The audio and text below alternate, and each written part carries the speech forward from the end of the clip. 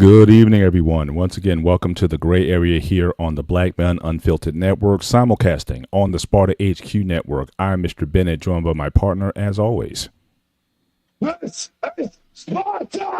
the Ghost of Sparta, a.k.a. Peter, a.k.a. Panayotis. Yasu, my brother, what is going on? What is going on, my man? How are you tonight? I am doing well. Hope everyone had a good Mother's Day. How's Mrs. Laritza's doing? Mom's good actually. She had a good day. She just relaxed, argued with the dog like always, but that's it, really. Mm-hmm. Yeah. They were playing tug of war with a blanket at one point. I'm like, oh Jesus Christ, I gotta break this fight up before it becomes bloody here. I got you. Yeah, but, certainly, the daughters and I, certainly took the missus out to a nice steakhouse and, had a good brunch there. So yeah, I think she appreciated it, and we're good times, kind of had by all. But it's just interesting though. It's like I was telling Anton, shout out to our guy Anton, who I had the privilege of meeting for the first time yesterday. Both of us live in New Jersey. And so we were able to meet and fellowship with one another. Good dude. And, certainly it's always cool that for a lot of us, we met in this space, in this YouTube space. And so when you get the opportunity to actually meet people in person and get to know them as people and just have real conversations or whatnot, that just makes it all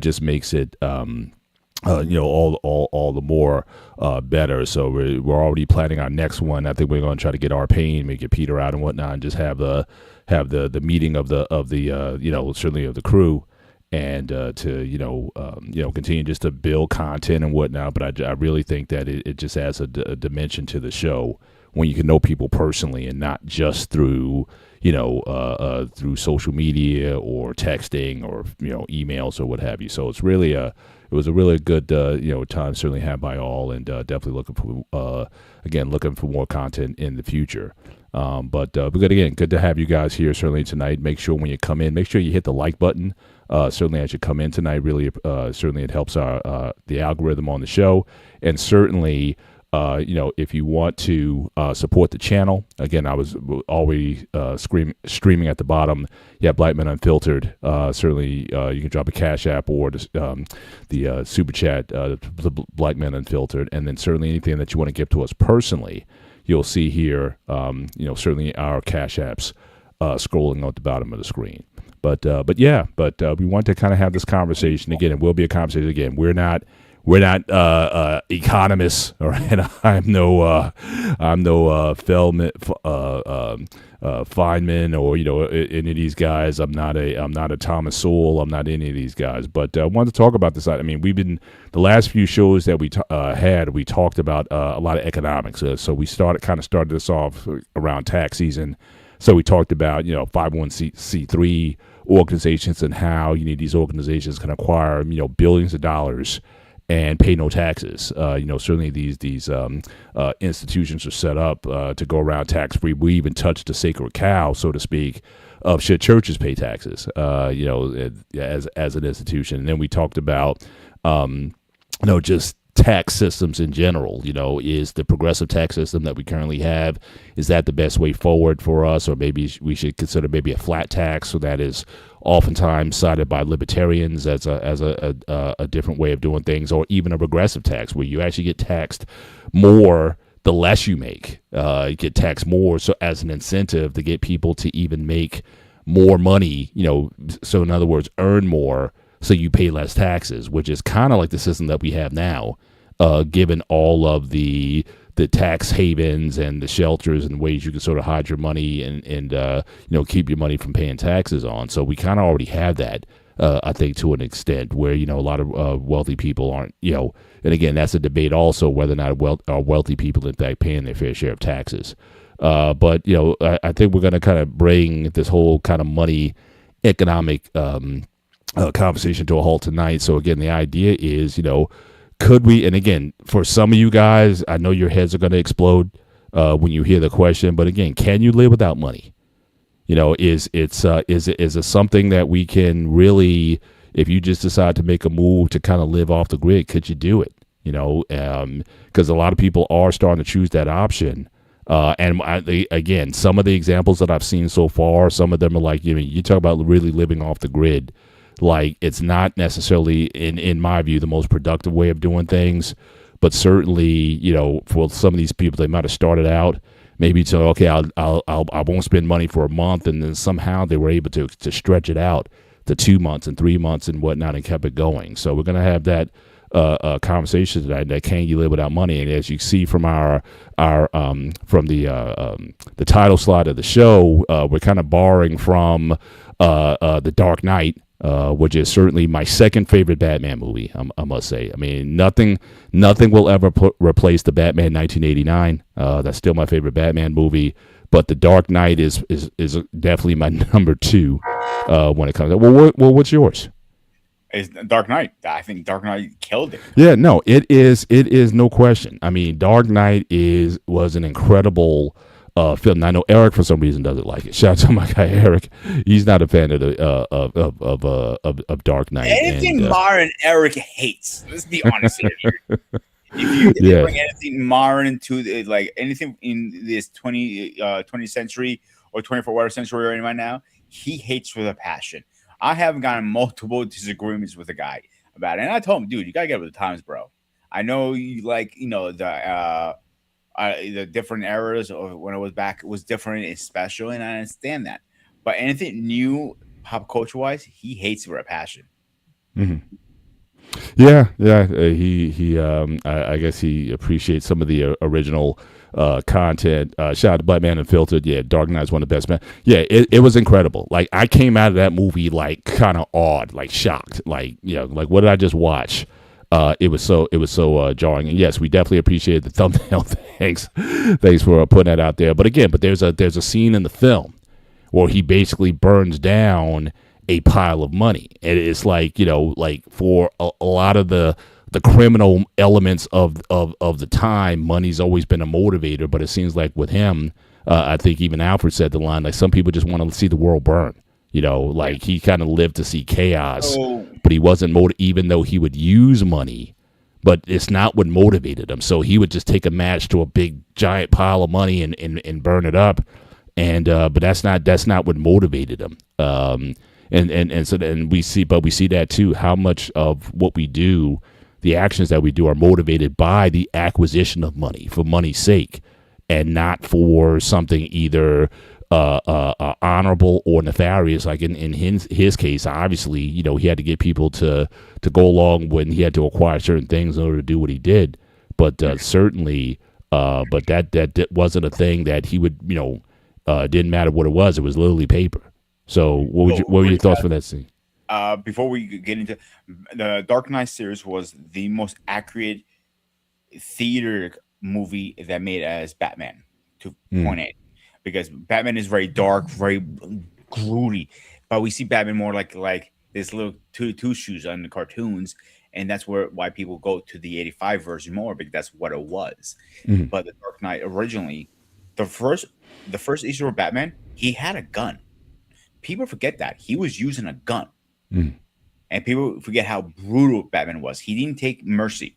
He didn't take prisoners. He was taking heads.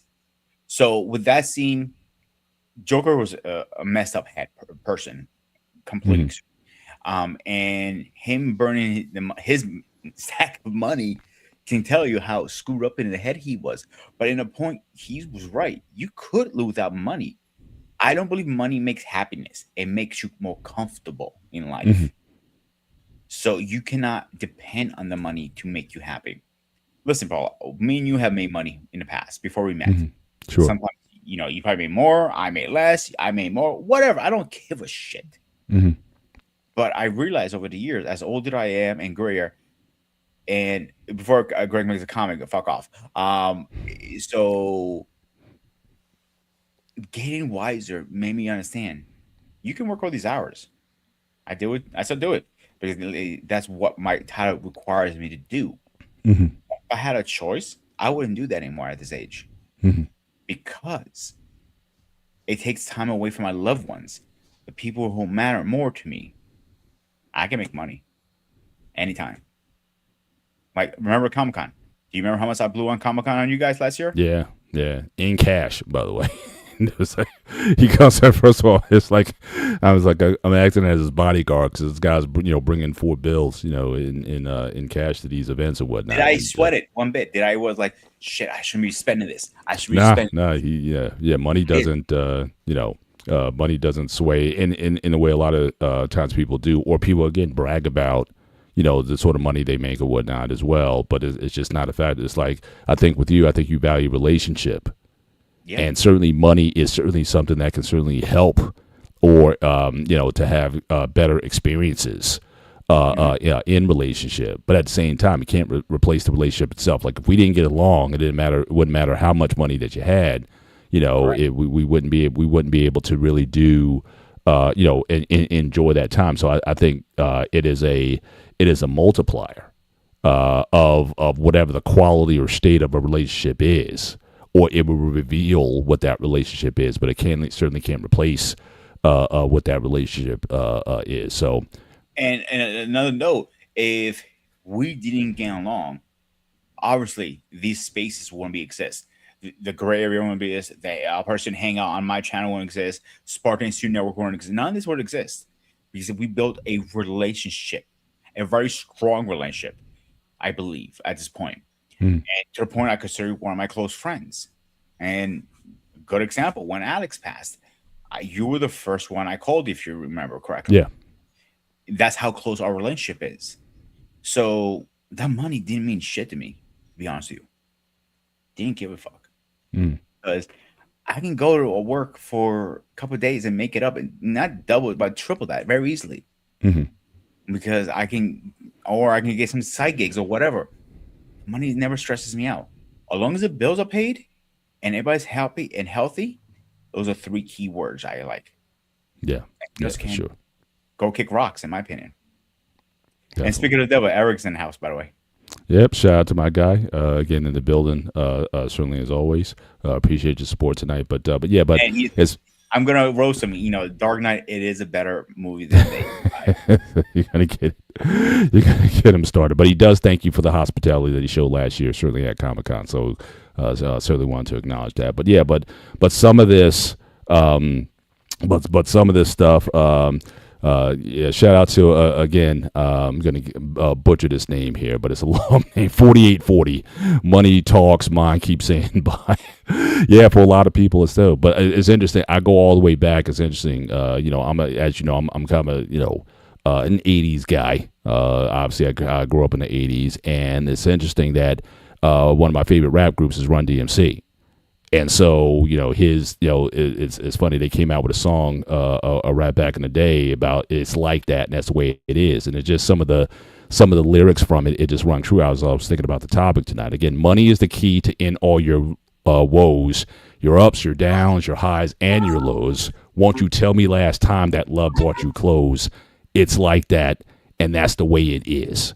And so, this idea that we've always been certainly in America. Now, again, other countries, where the standard of living is different.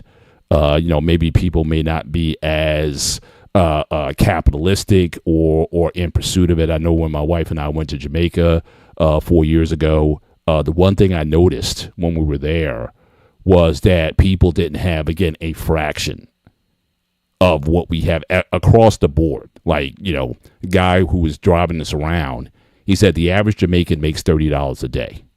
That's it. And when you look at some of the houses, like when we were going to some of the excursions or whatnot, getting out to the countryside, like a lot of the houses are like literally built with like tin foil and some cinder blocks and things like that. Some of the houses didn't have roofs on them. But it's the thing that really kind of got me, though, is like when you talk to some of the people, like, because we didn't stay in the resort all the time. When we got and talked around people, it's like even though they didn't have money, you wouldn't know it from talking to them. There was still like a contentment or a happiness in life. Whereas conversely, when you're in the resort, there's a lot of people who are there, and it's like you're not happy. It's like you're basically in Disneyland over here. You got access to all the food that you want. You got the bars with the drinking and all this kind of thing, and people that were there that were miserable.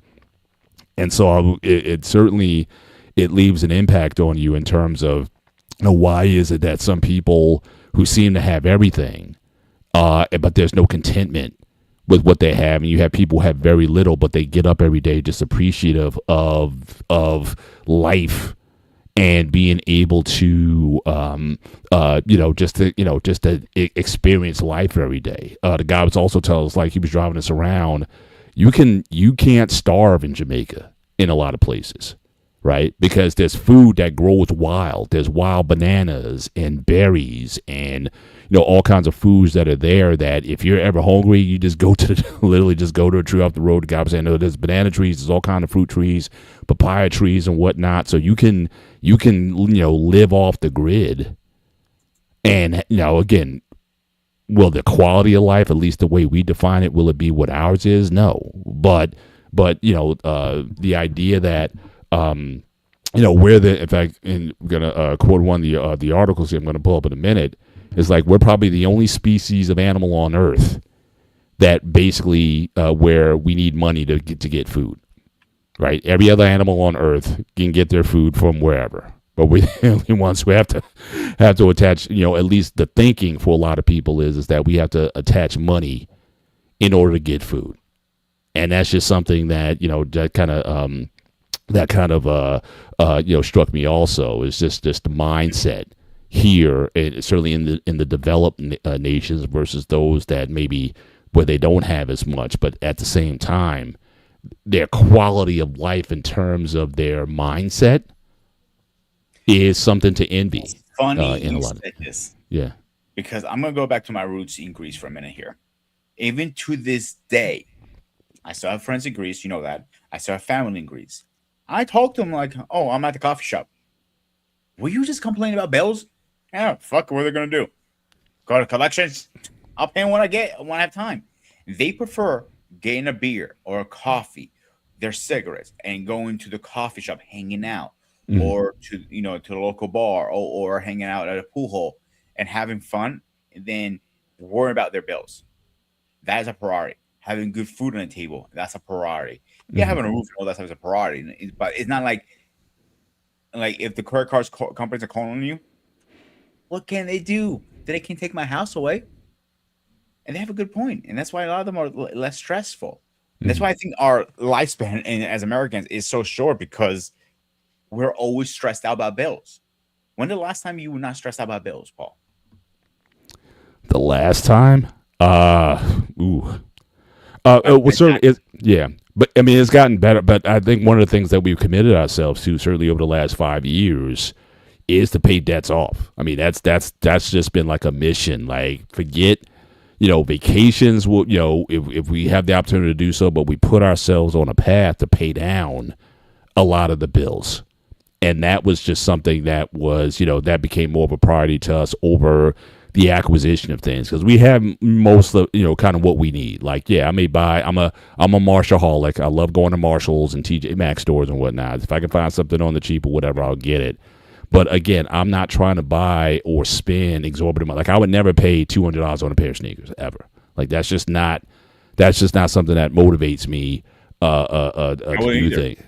But again, for a lot of people, again, the idea of consumerism is so big with people. They think they have to have the acquisition of things. And like, for the longest time, I remember in my early 20s, like, I didn't have necessarily the nicest cars. Like, I would always have like secondhand, kind of used cars or whatnot. But again, it got me to where I wanted to go. I had remember that movie Wayne's World? Yeah. I had that car. Or at least my dad had that car. It was a 1975 AMC Pacer when I was in college. And I would get laughed at and railroaded, or people would say, "Hey, that's the Wayne's World car."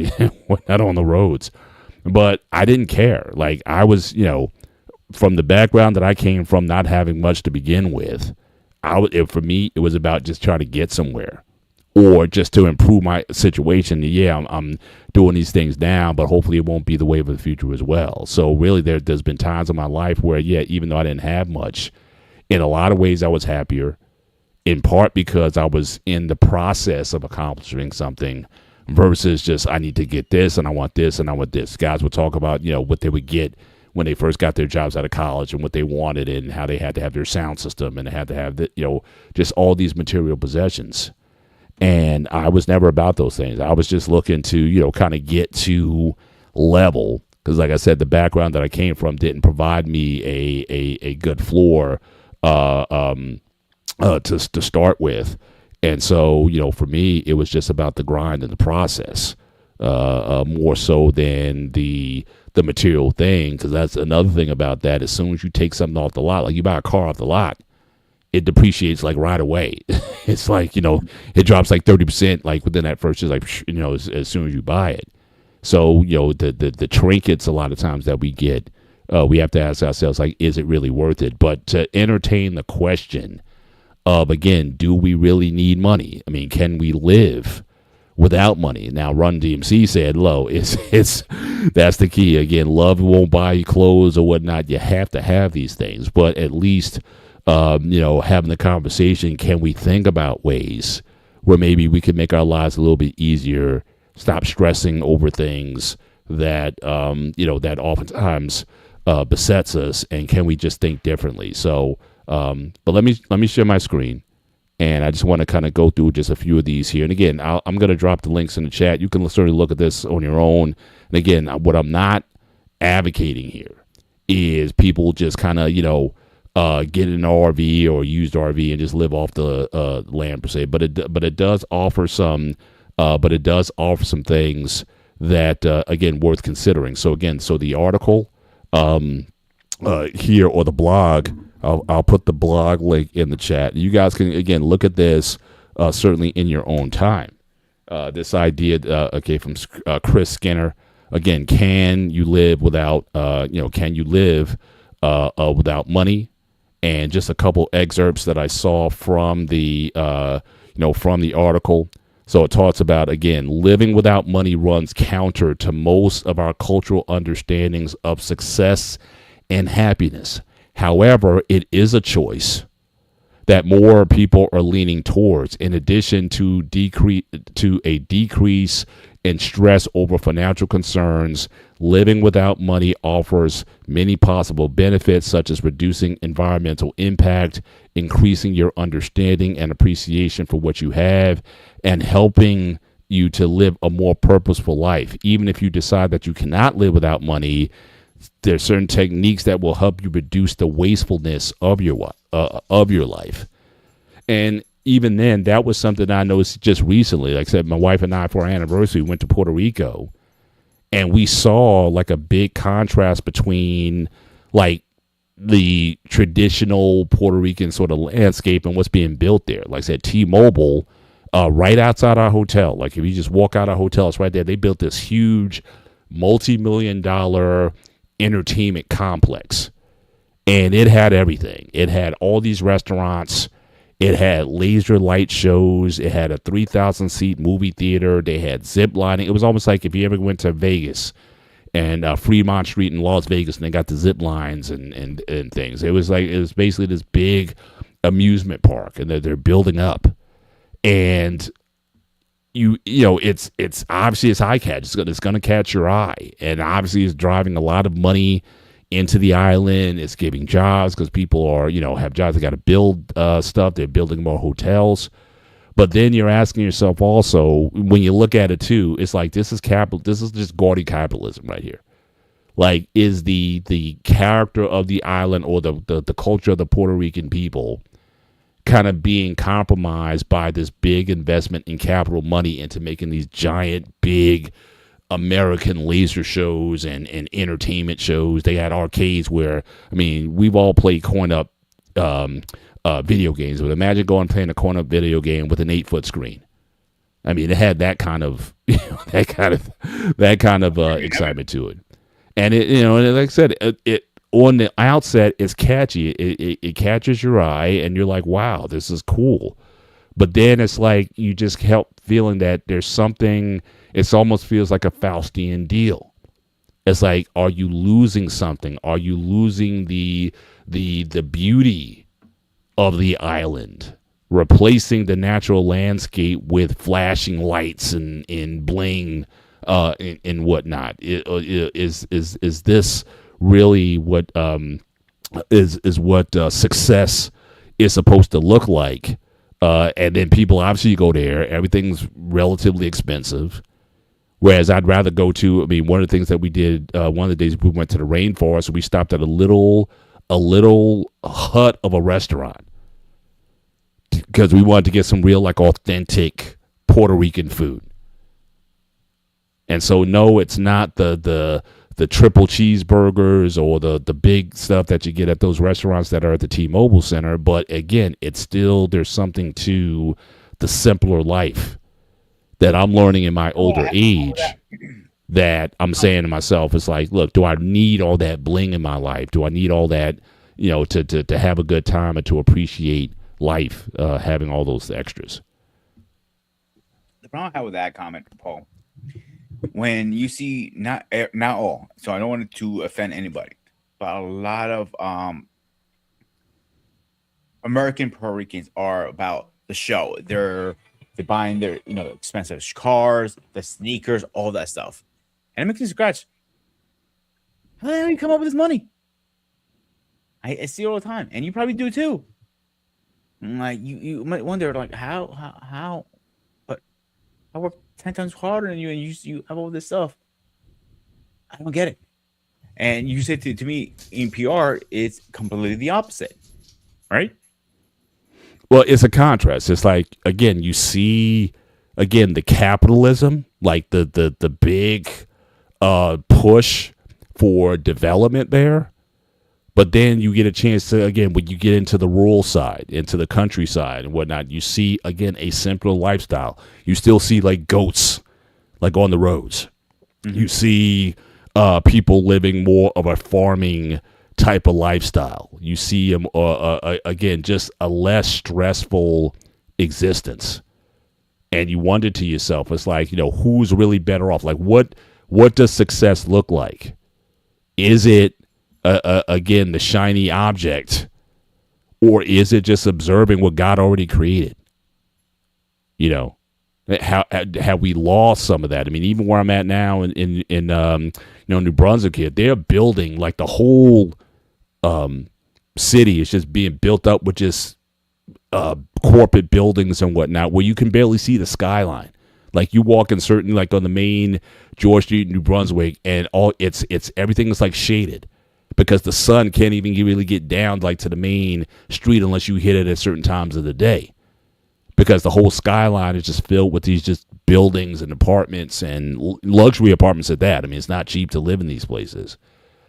And it's like, where's the greenery? Where's the can you see anything that's natural in this space? But everything around you is just kind of busy and running all the time.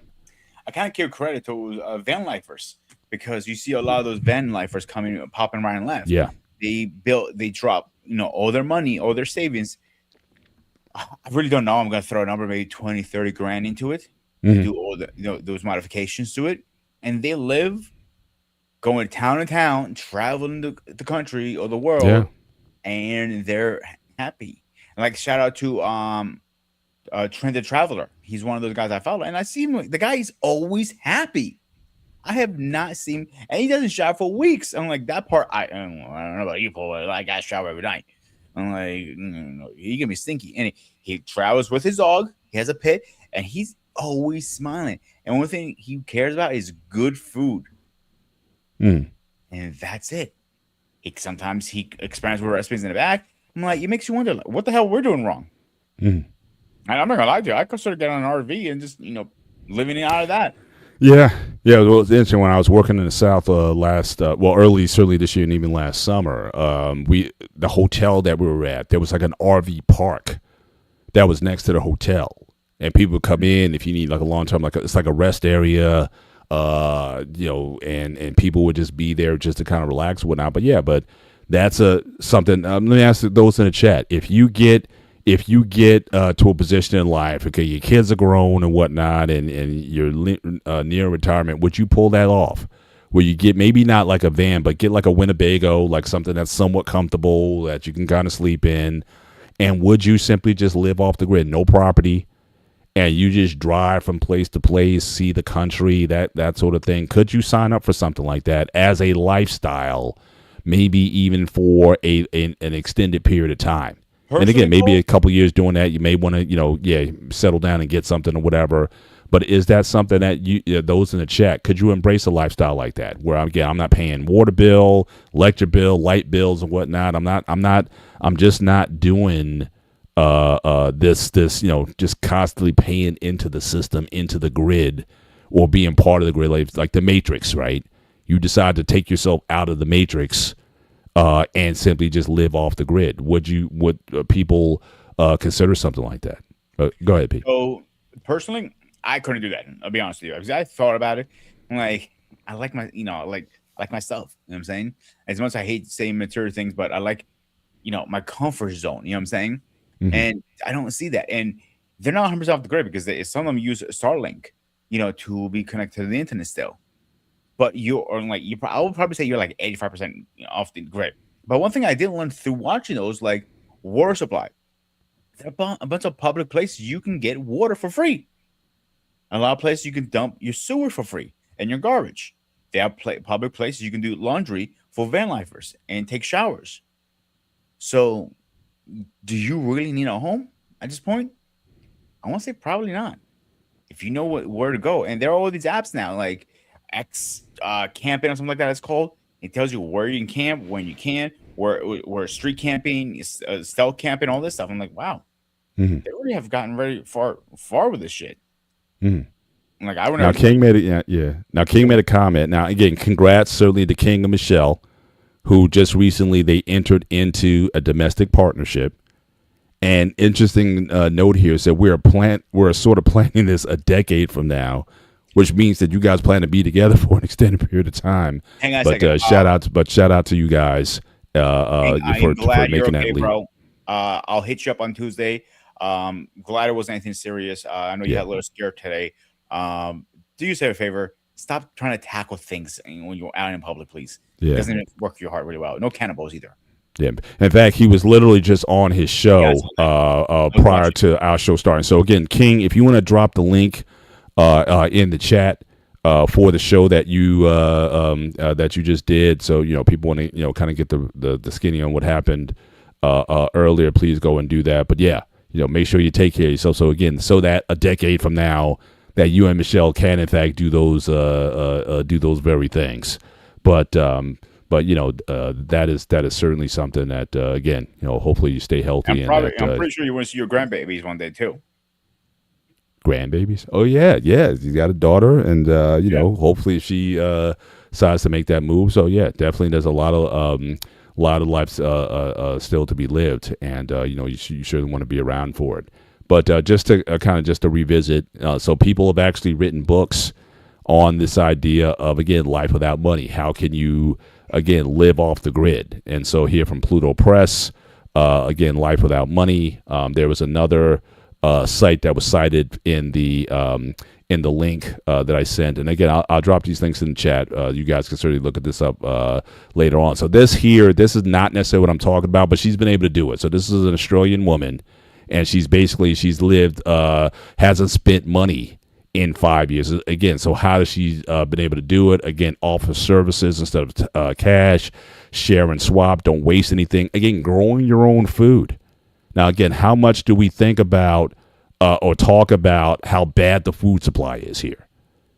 Every time. You're a chef, so everyone talks about how bad the food is, what we're eating is bad for us, what we're eating is harming us, and all these sort of things. But again, what if you started growing your own food? How many people are willing to make that that change in life? Again, live like your grandparents. Again, for most of us, and again, we didn't come from wealth, so most of our grandparents didn't certainly have a lot. And again, it's okay to ask for help. So again, she's been able to live without spending any money, certainly for the past 5 years. But again, she kind of lives like a commune. So again, I'm not saying that this is what a person has to do, but certainly some of the things that she's talking about, these are things that certainly, you can at least try to employ some of what she's doing. Again, the whole idea of growing your own food, or like I said, when we were in Jamaica, the guy said, unless you want to, you can't starve on the island. If you're hungry in Jamaica, you have to go and to you have to go and go to a tree or whatever and just get what you want, like a lot of food. Or if you want fish, you can go into a river or a stream, whatever, and get what you want. Hunt for your food. I mean, again, earlier generations, you got everything. I still remember my grandfather when we lived with him in Georgia. He would go out with a shotgun every night, and you would hear the rifles go off, boom, boom. He'd come back, and there'd be the pheasant, and there'd be the squirrels or the possums or whatever they ate at that, that time. I couldn't stomach that stuff now. But these are things that certainly my grandparents did. You wanted dinner, you went and hunted for it, and you brought it back, and you prepped it and prepared it. What now? People are just want to just Uber Eats everything. And is that a way to live a little bit different? And so, to answer the question, just from what I read in the article, again, I'll post the the article in the chat. Let me do a couple of these. So this first one here, this is the one dealing with the book, again, Life Without Money. So if you're interested in that, I'm going to drop that link in the chat. You can certainly go there and get that. As far as the woman who's living off the grid, hasn't spent in 5 years. Again, from what I understand, she's not married. I think she has like a communal relationship where basically I think she house sits for someone. But so for house sitting, I get shelter for house sitting. So again, that's clearly another thing that comes into play. What if you have kids? But then again, there's other groups of people who raise their kids in certain ways, gypsies, or in fact, they say that's like a derogatory term now, travelers. Again, Tyson Fury, former heavyweight champion, he kind of lived some of that life as well. Again, a lot of communities sort of live off the grid. We all know here in America, again, in your area, PA, Eastern and Western PA, the Amish, even though they're very industrial people and whatnot, and they sell goods and whatnot, but they live a very simplistic lifestyle. They don't have cars. They have very little electronics. Again, a very simplified type of lifestyle that they employ. But so it's possible, and they raise their kids in that environment. So go ahead. So when I found the breeder that I bought Apollo from, he was at Amish. If you remember me telling you that. Yeah. I went up for State College of PA. And when I got to the property, very, very minimum stuff. He had a decent property, don't get me wrong, with, decent house, but it was like no electricity, no nothing. I was surprised he had a cell phone, to be honest with you. Mm-hmm. But that's how he makes his money, by breeding dogs and, farming and everything. So he needs to be able to communicate. But it's very minimum, very, very minimum. Like, they still have the outhouse. They shower when they can boil water, it's like in a bath. So yeah, it's very minimum. Like, could I do that personally? Well, here's the crazy thing about it. If you talk about the timeline of humanity, we've done this for thousands of years, right? I mean, in the last 100 years, well, I wouldn't even say that, because I know the Romans had plumbing, and, ancient civilizations had plumbing, but it wasn't like in mass. So again, these sewer systems and whatnot, they've been around for a minute. But really, in terms of like modern conveniences, again, having gas stoves, having electricity and whatnot, you're really talking like in over 100 years. Like I said, that the house that, like I said, my grandfather lived in, they had an outhouse. We bathed in white bowl, these big white metal bowls. You took a bath sort of in that, or you jumped in a river or the water or something like that. I mean, the idea of having a shower, and this is like in the 70s, wasn't necessarily available to everybody. So there are places like that. Like, say you go to Jamaica, this place, in fact, in Jamaica, they don't have like the hot water. They have these tanks, these water tanks that are on top of the houses. And because it's hot, so that's the water. So again, the water heats up in these tanks or whatever, and then when you want the water, it's there. But again, a lot of those water tanks are also supplied with rainwater. And so how do you are able to have those things? Yeah, a lot of people are depending on what nature gives them. two things. In Greece they have something similar. So when you want to take a shower, you turn the switch on. You wait 10 or 15 minutes to get water. You shower. You turn it off. That is what most common houses have. The newer houses now, it depends on the house. Not all of them have this. Have a solar panel on top, so it warms the water from the solar panel to your water boiler. So you always have hot water. But most houses is turn the switch on, wait 10, 15 minutes. And a lot of countries still run that. I know Japan is one of them. China is another one. I'm pretty sure Jamaica is probably one of them too. They turn a switch on to get the water hot. Yeah. Because, sun, it justice. If you want to shower at night, the sun's not there. So you have to turn it on. Yeah. Or like in Greece, it gets cold in winter. So in the winter, you're not going to have the hot weather all the time. You might have it, but most times you turn the switch on. Time to shower. And you have time. You have to time yourself. Like here, we're so convenient. Oh, I get home from work. I walk my dog. I eat dinner. Then I jump in the shower. Then I do my show. Whatever. I have my schedule. You have to plan that correctly. Like when you come home, you walk the dog. Then you turn the water heater on. Go eat dinner. Then jump in the shower. Then you turn it off. Then you jump on your show. That's more time than you don't realize. Yeah. Little thing like that we don't add it up, but it does. It does add up. Absolutely. And about that house, where I lived in Greece, my house, we had two showers. We had one inside and an outhouse. And the house was mostly going out using the bathroom in the summer because it was more convenient for the summer. Did you feel, though, in that environment, did you feel any less, like in terms of your quality of life as you knew it at the time? Did you feel any kind of less off than when you had more modern conveniences? I was a kid. I didn't know any difference. So, right. My grandma was like, summertime, outside. And I'm like, well, how are we going to take a dump? I'm like, outside. I'm like, the one good thing about our house, it doesn't stink up the whole house when you take a big dump. That's the benefit part of it. But except that, I didn't realize anything. Even cable. I didn't have cable in Greece. I had, we had big antennas, not the rabbit heads, like rabbit ears, yeah. No, it was a big one on top of the roof. It was like a size of me, and it had, it's like a couple crosses on it, kind of thing of it, and you have to adjust it every time you can't get a channel. Sometimes you don't adjust it; you got to find a spot. That's it, and stay there. And sometimes you don't catch a channel. Now, before I left Greece, cable was coming in. But nobody was buying it. Like, why would I buy cable? I can get free TV. Stupid. So, like, cable, that's one luxury we had for years here. And we still do. That's one thing. It wasn't a thing over there. Yeah.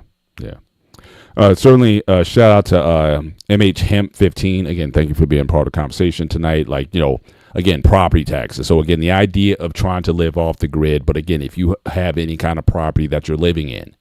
Now, I know in the United States, most, pretty much all states have some sort of property taxes, but there are it says no zero state. There are no states with 0% property taxes. Those have significantly lower rates. So, again, the idea is if you can't live off the grid, like I'm in New Jersey, so we got like some of the highest property taxes in the country. In New York, California, New Jersey, we pay the highest ones here. But what if you went to a state where the property taxes are a fraction of what they are here? And a lot of times property taxes are a function of your municipality. Like if you live more towards an urban center, the property taxes are higher. Like even in the South, if you live in Dallas or Houston, you're going to pay a lot higher property taxes than if you're more in a suburban or more rural area of the state. So if you want to, again, reduce what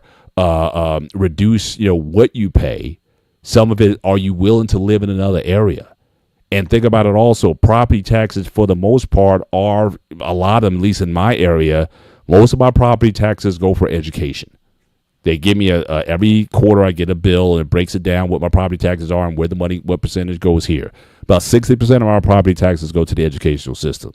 Well, guess what? You got people, I think I brought this up one time. You got this that when my wife and I, when we were having our first kid, we were part of this. Well, we weren't part of it, but we went to this La Leche League meeting.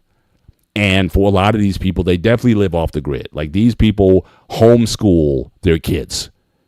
So they're not even trying to be part of the educational system. So again, the property taxes, if you live in an area where you're not paying, you have to pay into the system. But for a lot of people, they pull back. If I'm going to educate my own kids, why do I have to be living in this high property tax area and pay those sort of taxes? So again, a lot of this is about people and whether or not they want to, again, alleviate. If you can't totally get away, if you're not willing to live in a monastery somewhere, but can you reduce the daily stress and strain of trying to always worry about money and paying bills and the stressors that get people into debt and some people just say, you know what, I just want a simplified life. So again, for those who decide to live in an RV and just live off the grid, homeschool your kids if you still got them. But again, I'm talking about especially if you're an older person, person my age. I mean, I'm 56. So people my age, who are maybe thinking about or needing retirement. And you're like, as long as that check is coming in, again, why am I going to have this house? Why not invest in something and be on the road, see the country and whatnot, and live off the grid? Yeah, my dinner one night might be the fish that I get out of a local stream. But again, do you know how to fish? Do you know how to hunt? Do you know how to start a fire from, 2 Flintstones or whatever? Can you live a life that is not so dependent upon now again, an Amish person may reject it as a no, they may call that I'm just kidding. I'm just kidding. But I'm just saying, but some people may, but again, that's the cheat one. But the real ones, again, if you were a Boy Scout or something like that, I mean, Mandrell, I know he's in the chat tonight. Shout out to him for being here as well. You may be able to learn how to light a fire having very little. If you're in the military, I know they give you a lot of equipment to do certain things. But if you had to, if you were in a desert or someplace where you had to survive, I'm sure you've been taught certain things, how to live off. Like Rambo, who I know Mandrell loves, he was able to do a whole lot with just a knife.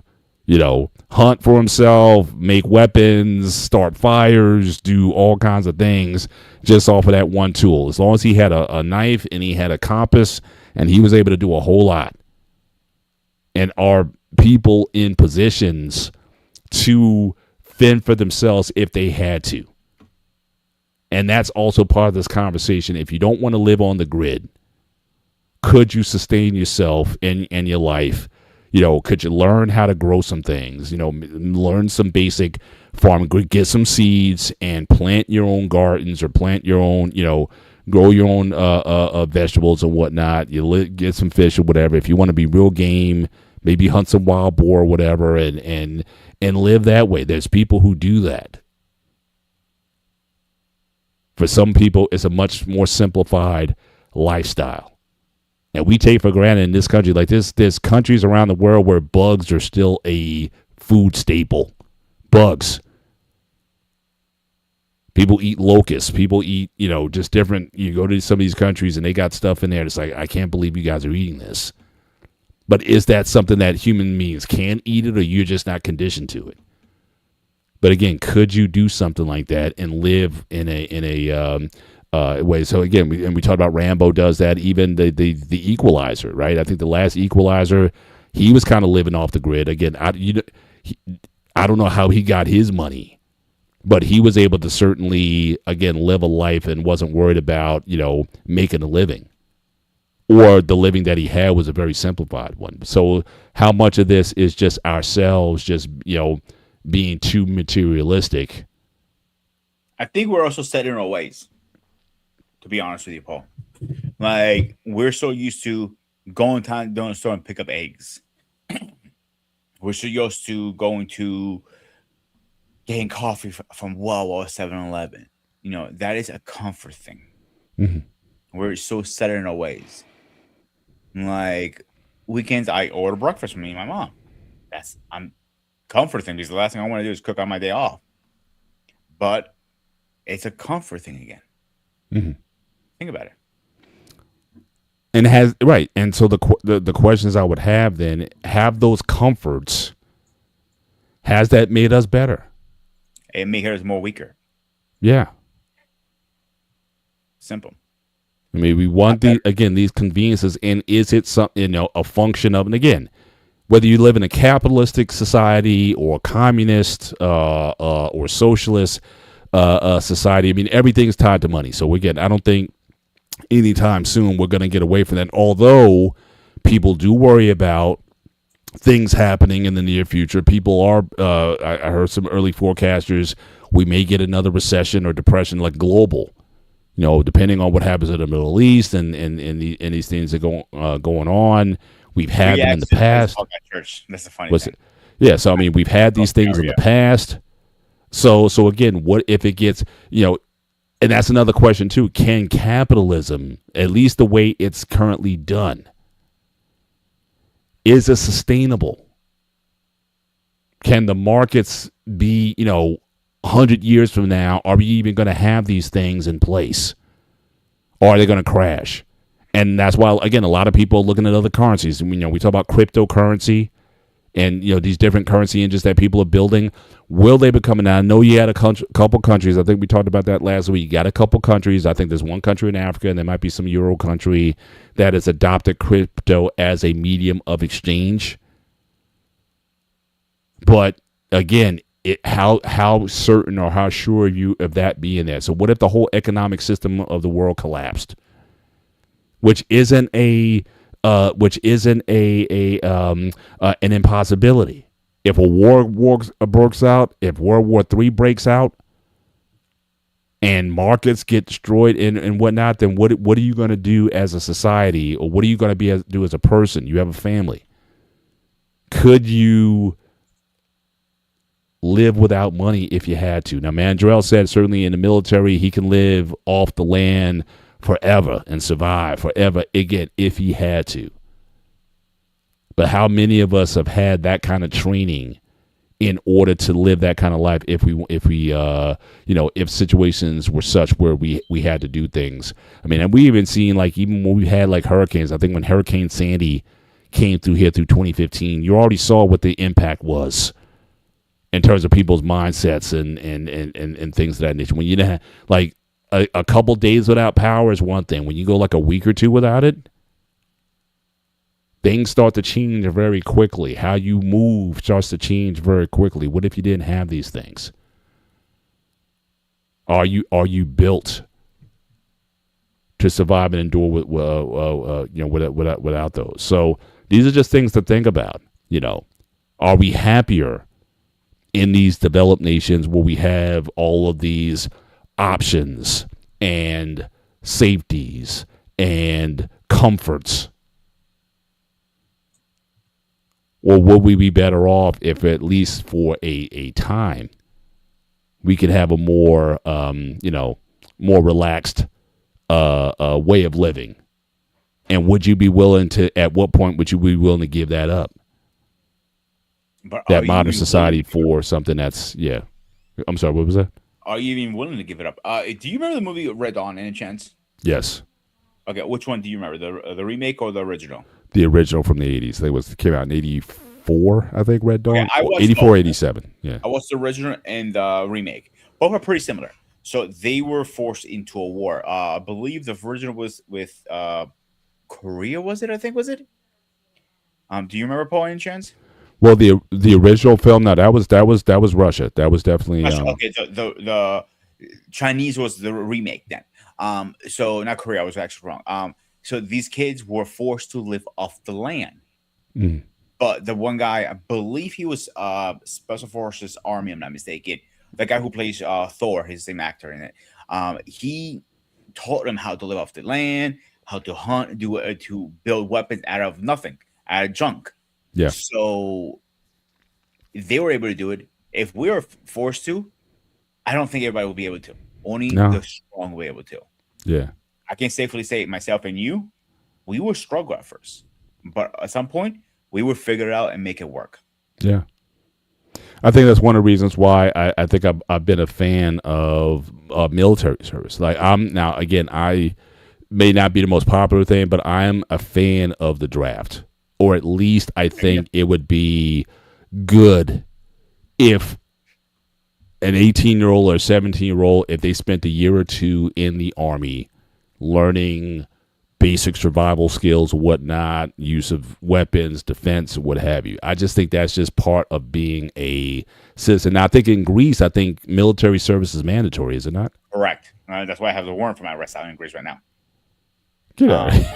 Oh yeah, they're looking at my ass. How can you get a warrant if you're not? Yeah, but you left when you were what, 13? I'm still a citizen in Greece. Remember that I'm a citizen in Greece. But you said they have a warrant. I mean, but if you're out of the country, I mean, doesn't matter. Once I step foot, it happened to me once. So last time I was in Greece, as I was leaving, my passport was denied for some reason, and they said no exit or something like that on the computer. That was a officer, a cop, pretty much. He goes, I don't know, I never seen this happen before. He goes, but I had to get my supervisor. So the lieutenant comes out, he looks at it, like, I need to speak to you in my office, please. Okay. He goes, he takes the handcuffs off, like, I need you to turn around right now. I go, like, fuck off. I'm not turning around. I know better than that. Then my mom stormed in and goes, am I in? Like, what the hell's going on here? He goes, he's going to jail today. I'm like, well, good luck with that. He goes, I'm pretty much know for one thing for a fact. Unfortunately, cops in Greece are not trained very well. They are low-trained officers. Mm. So a average person who has martial arts knows more than those cops. And they looked at me. I go, you can try.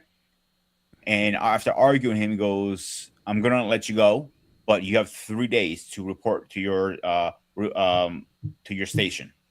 I'm like, what station? I have no fucking idea what he's talking about. Mm-hmm. So me and mom walked down to the police station and found out. And he goes, yeah, you got a letter, it was returned because Mr. Loris's, me, now I was never there to sign off on it. So it's an active warrant for my arrest right now. I can sneak into the country and sneak out, but if I go in the normal route with a passport, hey Paul, you want to take a trip to Greece to get my ass out of here?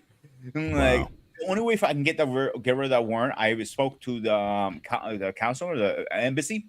It was a one-star general or something like that, and he said to me pretty much, we can get rid of this. It's very easy to get rid of your warrant and come back in the country. But they're asking paperwork out of the asshole. They want literally W-2s from my first boss back in 2001. He doesn't even in business anymore. It's ridiculous stuff that they're asking for. I gotta go to New York getting records for my school and getting old. My mom's needs. I need to get for my mom her old. It was mortgage papers when we had the house in New York. We don't have that. We moved out of there over 20 years ago. Mm. Think about what they're asking. This is some ridiculous. I looked at the guy. I go, not looked at him. I said on the phone to him. When I said to him, I'm like, dude, you know this is ridiculous what you're asking. I can't get this stuff. Unfortunately, I agree 100% with you. I had 10 people who asked for this. It's only 1% who is able to do this because most people don't have records to this stuff. Mm-hmm. So back to the draft thing. You're 100% on right. I have said it on this show, the barbershop show, and even on my channel. We need the draft for multiple reasons. One, to toughen up these little pussies out there. 2, survivor skills. And 3, is every other country does it but us. Why not? Usually you have a lot of volunteers.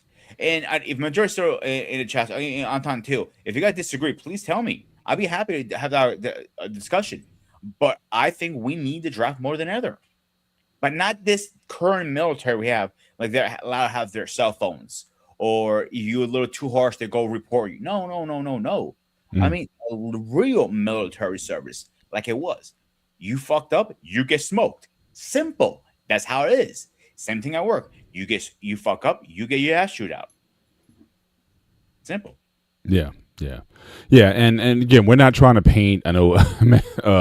Shout out to Braxton being on the panel tonight. So again, we're not certainly a doomsday scenario is not necessarily what's driving the show. Although we have to be practical about, again, certainly with the conflicts that are going on. I mean, you have to be mindful. I grew up in the 80s where, again, the schools had radiation signs on the school, outside, and we had to do drills and whatnot. So you have to be mindful of these things. But I think the idea here is, can you live without money? Is the idea of a simplified, a less stressful life. That so much of our lives and how we go about things is about the acquisition of money. And again, as Run DMC said, again, money is the key to end all your woes, your ups, your downs, your highs, and your lows. Won't you tell me last time that love brought you clothes? It's like that, and that's the way it is. So again, this idea, this acquisition of money preoccupies so much of our space. And what would happen if you chose? So again, nothing's wrong. The system is fine. It's kind of humming along the way it is. But you said, you know what? I'm pulling back. You know what? I want to alleviate. I want to, again, maybe you get an RV or a van or something, and maybe you just live off the grid. Maybe you get some solar panels or something. You generate your own electric power. You live near a lake or a stream where there's plenty of fish and food available. Or you go to a farm and you grow your own vegetables and your livestock. You have some chickens, so you have your eggs and your proteins and things of that nature. That, again, a simple life versus that of pursuing is things. Now, Mandrell's saying a life without money is not a less stressful life. I don't know. How do we know that for sure? I mean, when you talk about what people, again, the typical American, and this might not be the case. This might not be the case in all parts of the world. Now, I'm not talking about the absence of hard work. I mean, that goes all the way back to the Bible. You will work by the sweat of your brow. So we're not talking about a life without work or a life without, effort. We're not talking about that. I think that's the life that we are having now. You got robots, you got automation, you got AI doing the work. But then what is that leaving us in at the end of the day? Are we better off because everything is so convenient that we've lost the drive to really take care of ourselves, and we're wanting the great society to take care of us?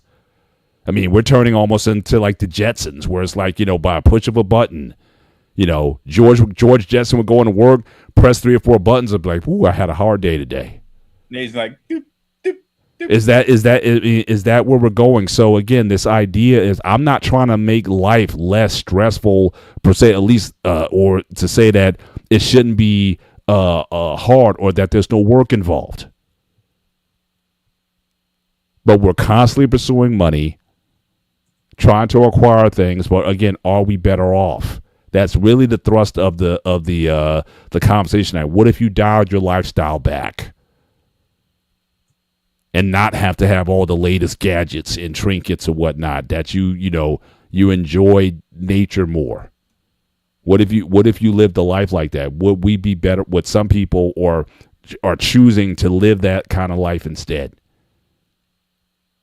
I don't have to worry about property taxes. I don't have to worry about utility, PSE&G. If I need gas from RV, I go and buy it. I buy some fuel or whatever. I got panels. I got, there's people who do this.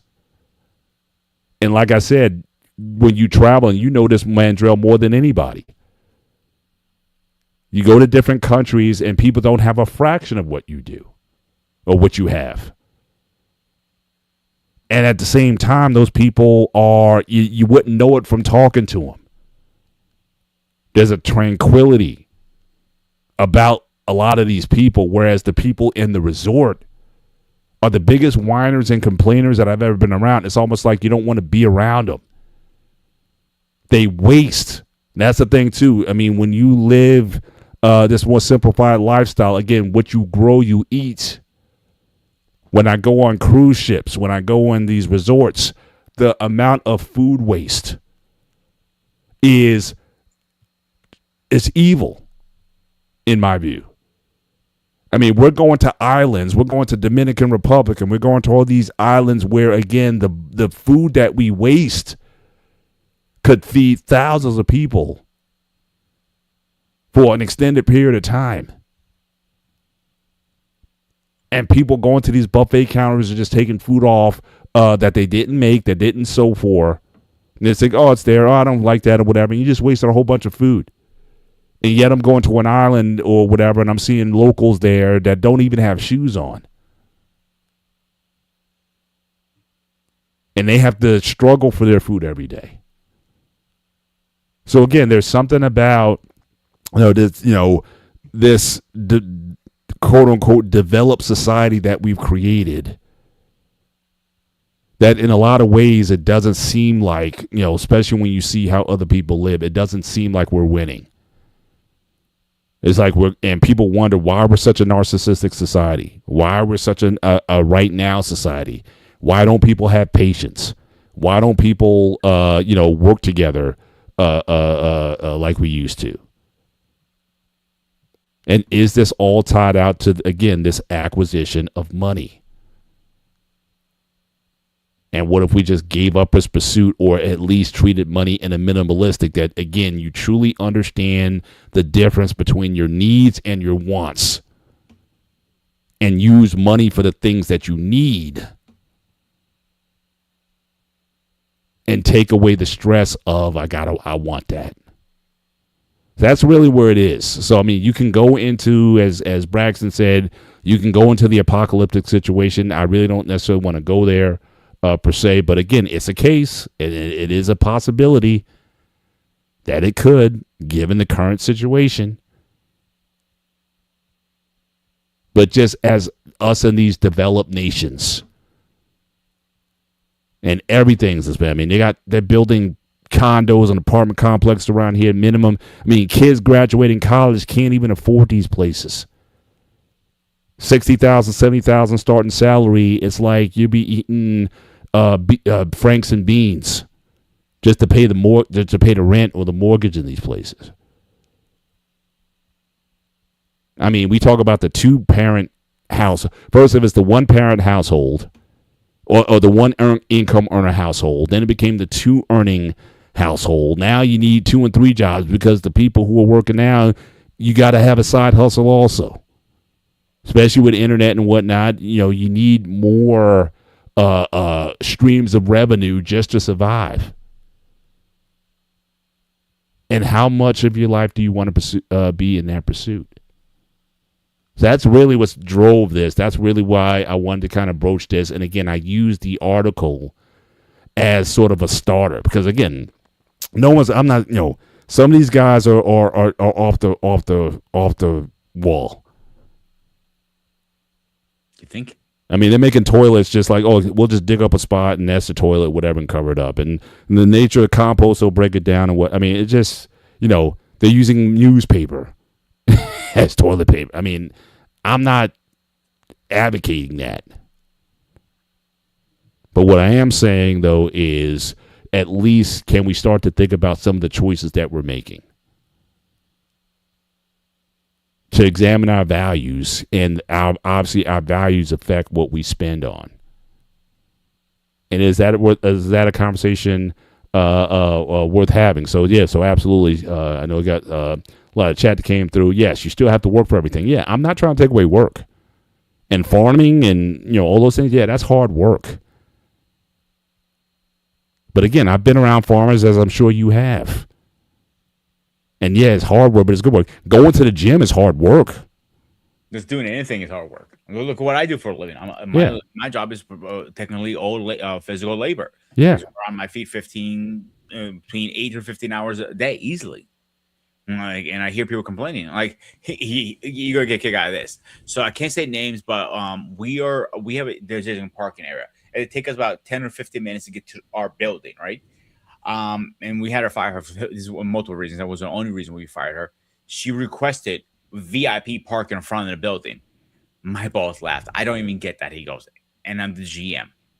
Deal with it. So the people are like they feel like the world owes them something. Nobody owes you anything but you. End of story. Harder you work, more you get back. Simple. And that's what comes down with the money end of the day. harder you work, more money you make. But people feel like they're entitled for something now these days. Definitely these kids coming up this world today. Mhm. Yeah, and hey, shout out again, Steve Kelly Belly. Again, thanks for coming through tonight. Yeah, this is this isn't open. There's no right or wrong answer. Like I said, me and Peter, we're just having this conversation. We're inviting you to the conversation and showing your views on it. So some people, again, it's like no, accumulate a great savings so you are more capable of affecting your choices. That certainly that is reasonable. And don't get yourself into a bunch of debt. That's also very reasonable. Braxton, one reason is because people are not going to beat around the bush about something. People aren't for the okie doke now. Mr. Bennett, I'll just say, oh gee, if things continue, this is how the future will be. Either like the films like Mad Max, Fury Road, or V for Vendetta. Yeah, I mean, you can, we have to be mindful that it's almost like what we're building or what we've built. And again, in a relatively short period of time, I can't stop stressing that. 150 years ago, people weren't having this conversation, but people were getting along. People were having more kids. I mean, you hear the conversation now that people are having fewer children or choosing not to have children at all. We've had shows on that very topic. People talk about it takes $280,000 to raise a kid from baby to age 18. But I'm asking where to get these numbers because the ancestors didn't have $250,000 or $280,000 to raise kids, and they had a lot of them. So again, we've deluded ourselves by saying things are so expensive. To have a child is so expensive, and they need this and they need that. But how did your mom, your grandma, your great grandma, how'd they have 10, 12, 14, 15 kids? So again, is this stuff we're just telling ourselves? Or are these real problems? So these people were complaining kids are expensive. And kids are expensive. And you know this better than I do. And because you had 4 of them. So having 4 kids is not cheap. But having one, I see them going out and buying these most expensive strollers. They're costing you $4,000 a stroller. Why? Why can't you buy something a little cheaper that costs you only 150 to 200 or whatever? I'm not sure how much strollers goes for. But you don't need to buy the Lamborghini stroller or something that has Gucci on it. I see these little babies walking around with Timberlands, and they're like $80. They don't need Timberlands, and they can't barely walk. A $20 sneaker is more than fine to me for them because they're gonna last couple weeks, couple months tops, and they'll grow out of it. You don't need to buy the most expensive stuff. Car seat, I can't stand. You want to buy a little more pricier because it's more safety. Okay, I'll give you that. All right, but you don't need to buy a freaking $5,000 car seat when the $500 one does the exact same job because you're paying for the name. Or you go and buy him Under Armour and all this stuff. Like that makes no sense to me. Buying all this, you think the kid's gonna remember he was wearing Under Armour when he was 6 months? Or the thing that gets me. The baby doesn't remember that they went to Disney. Like go to Disney World or whatever. How many kids that are under age 3 or 4, they're not going to remember meeting Mickey or whatever, or It's a Small World After All, or Magic Kingdom, or any of these things. But you went to Disney World. I mean, so again, some of the things that because you still had to pay for that accommodation or whatever, the ticket to get into the place and all those things, you still have to pay for those things. But you see strollers all over the place. So I'm like, took me to Disney when I was, how old was I? I think it was 8 or 9. You went to Disneyland or Disney World? World. Orlando. Okay. But I was older. I remember it. You know what I'm saying? Right. I don't remember every single of it. Yeah, I went in high school. I was a senior. That was our senior high school trip. Highland Park High School was to Disney World, and then we went to we went to Disney. We went to Disney World, and then the last day we went to SeaWorld at the end, and but I was 17 at the time. I didn't go as a as a 5-year-old. No, so I had the same conversation a couple of years back with CQ when his kid was getting a little older. I think the little man was probably 3 or 4 at the time, and he said, "I'm not going to take him to things like that because he doesn't going to remember them." But at the same time, he goes, "Some of these events are not only for the kids, they're for the parents too, to Yeah. remember and growing up." But now he's taken to I think was it 2 years ago they went on the Disney cruise, and he's 10 now, I believe. So he was Yeah. 8. So that makes sense to me. Okay, It cool. does. 8 years It makes does. sense. Yeah. But now when he's 3 years old, Exactly. it knows a crap out of me. Even when they take these babies at 8, 3 years old to a movie theater and they're crying through the whole movie theater.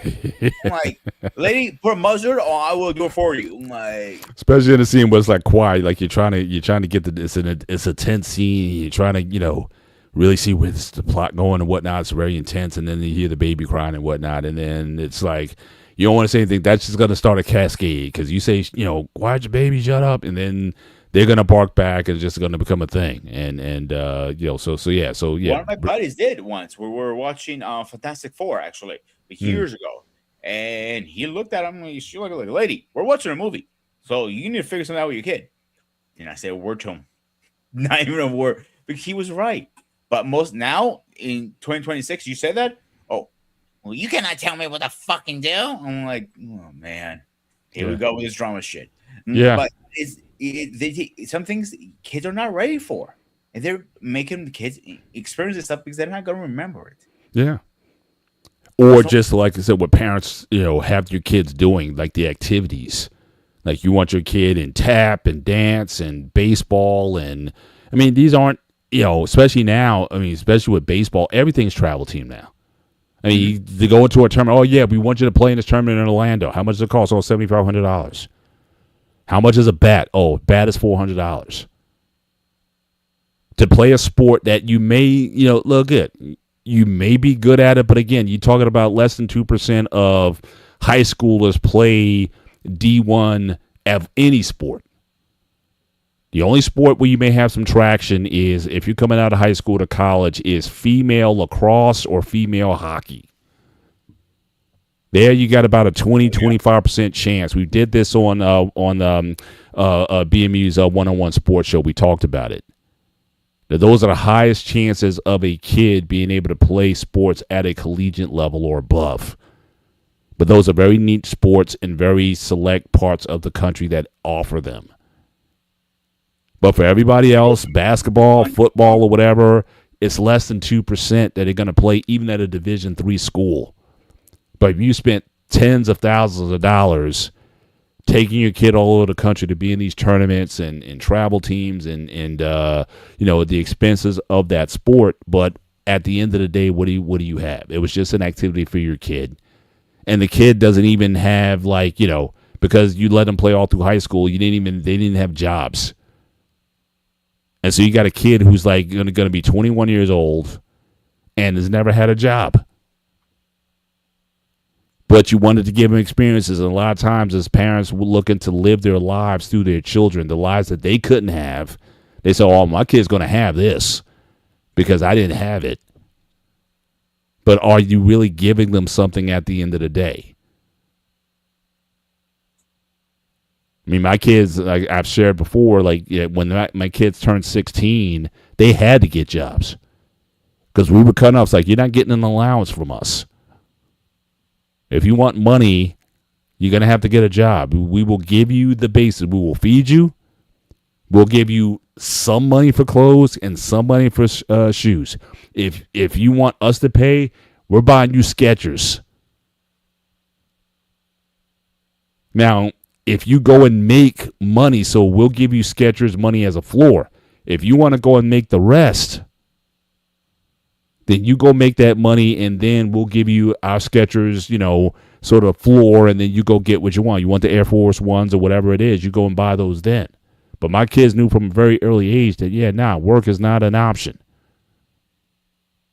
Even if I had money, I still would have did that because they weren't going to be athletes, and they weren't going to be these great dancers and whatnot. They weren't prodigy dancers or anything like that. So I knew very early on more than likely, yeah. If you're going to get something, yeah, you're probably going to get in some education and get it that way. And so we weren't going to pay for stuff or have them involved in things. Yeah, you got one activity, dance. They all dance, so you get one activity. But even then, we weren't going to go. They weren't dancing at the academy and going like dance moms and going all over the country and stuff. No, we weren't doing that. Y'all aren't good enough. And we weren't afraid to tell them that. Again, know kind of where things are. So, I think we got off on a little bit of a tangent there. But again, realistic about, when it comes to spending money, can you be a bit more realistic about what are the things that are needs and what are the things that are wants? It just seems like more and more of us, we live on things that you want. Do you have to have, sorry, Pete, do you have to have a $500 gaming system? Like I said, I never dropped the last video game system that I owned was an Atari 5200 back in 1983. Everything else, I went to Eric's house. We played when he got his Nintendo NES. We played that. When we were in college, my roommate, he had a Sega Genesis. We played that. And then after that, I went to the computer gaming route. And a lot of those computer games were free. So Wolfenstein 3D was free. I mean, I downloaded it and was playing it. And then when Doom came out, I got that for free. So again, I didn't spend a ton of money on just getting a system that's like, there was a time they were coming out with new gaming consoles like every year or every other year. So I was never concerned with the latest and greatest gaming system. But we live in a society that says, yeah, we have to have these things. See, how I do my purchases, major purchases, anything over 100 to 200, is what is it for? Is it need or is it going to be waste? So with my PlayStation, I broke down. How often am I going to use it? I use it every weekend. Something I enjoy and relaxes me. Okay, I can at least value the numbers on that. Like, the TV, could I get something smaller? Yes. But I use that on a daily basis. I'm not saying it doesn't make an excuse, but could I live without a TV and a PlayStation? Absolutely. No issues there. But again, I'm comfortable with that stuff. Once you get comfortable, it's hard to break habits. If that makes sense. Yeah. Yeah. Like, there are so many other things that I don't see why we should spend so much money on clothes, for example. Like, have you walked into a high-end, no, I don't say high-end, like a name brand store like Under Armour and Nike, any of those stores, how expensive the shit is sometimes? Mm-hmm. $60-$70 just for a pair of sweats or hoodies. Yeah. You can get it for like $20 or $30 on Amazon. This doesn't say Under Armour. Okay, whoopie fucking deal. Or go to clearance at rack. You can get it for $20-$30 from last year. Yeah, like I said, that's one of the reasons I said I go to Marshall's. The first area I hit is the clearance rack. And like I said, I have no shame in, like, I think this shirt was like $10. This Puma shirt was like $10 at Marshall's. This was like $5. Yeah. So again, I've been to thrift shops. I've been to a leather jacket that I have right now. I got it from a thrift store. Several items that I have that I've been able to accessorize and put together. I'm not ashamed to go to a thrift store to get certain things. I've gotten gym equipment from thrift stores. So again, I'm not, like I said, I've never been so taken away or smitten with brand names or brand labels or whatnot. It's like, look, can I rock with this? Does it look good? Or whatever, so I'm not breaking the bank. I put the fits together. In fact, I used to, in my early days on Instagram, I would post, fits that I would put together. And I said, what I'm wearing now probably cost me $25. The pants were 10, the shirt was 10, the shoes were, maybe 15 or 25, whatever. But I would say definitely under $50. Say, look, I got this hookup for this. I didn't have to spend, hundreds and let alone thousands of dollars for a look. So again, it's like I said, I've just never been someone who's been so spent. Yeah, I gotta have Nikes or whatever. Do I like the shoes or not? Are they coming nowadays with my feet the way they are now?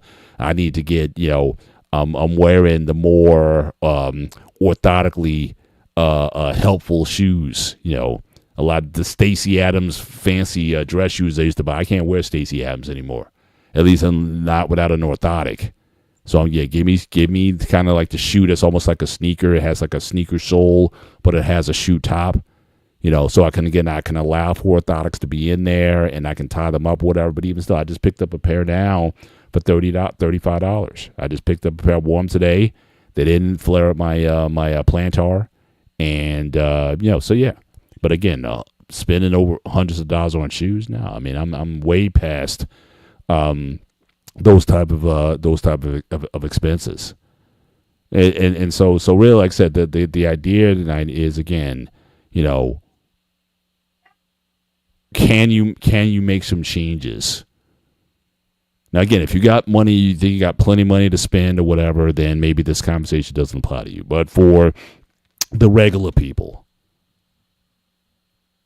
are there some changes that you can make to either free up your money so you can save more, or not be so enslaved to having to have all the name brand items and whatnot? Can't you do something? Now, Mandrell, that was a cheap shot, sir.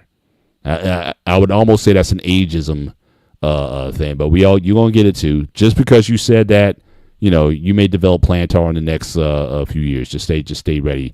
Wearing all those combat boots for all those years is going to catch up to you at one point, sir. So I'm just saying. See, shoes, I do understand if you want to spend a little extra bucks, not too much, a few extra dollars to be comfortable. I get it. Like my work shoes, some of these slip resistance can go up to 80 to 100, 150, up to 200 range. 6 months to a year tops you can get out of them. If you're on a very traffic kitchen, then I do understand that, because that's your primary wear for work. I'm not gonna push back on that. I get that. My range are usually 60 to 80 for work shoes. For sneakers, it really depends on the sneaker. I would not spend anything over $100 tops.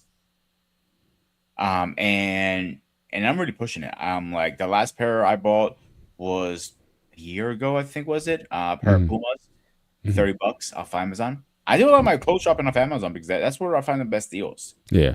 They're not a name brand. But yeah. Now, let me ask the military guys, Anton and Mandrell, do they still have Army Navy stores? I'm curious. Either on bases or on, in certain areas where, again, you go, not to say you go to a name brand store and get a military discount, but I'm talking about the idea of the Army Navy store where you can go and get dress stuff, not necessarily the fancy brand names, but again, practical clothing, khaki shirts, tops, certain good socks and things of that nature for very cheap prices. That was a thing that I remember growing up, but I don't know if they're even around anymore. But I know Army Navy stores used to be certainly a spot where people used to go. So I don't. So Madrell saying yes, they still have them. But I'd be curious if there's any certainly in my area. I wouldn't mind checking one out. But there was one when I was in high school. My brother and I, we would go to, and we would get some stuff, some jackets and things of that nature, especially winter apparel. Like if you wanted like a winter coat, that would be a place to go to get something like that. But I didn't know if they were still going. Do you guys shop at them? When was the last time? So Anton, when was the last time you've been to one? And so yeah, Army surplus stores, yeah. So again, you would get, especially like I said, if you want a winter jacket, that was the place to go if you wanted something that was warm and whatnot. That was a good place to pick up good stuff, especially around September back to school.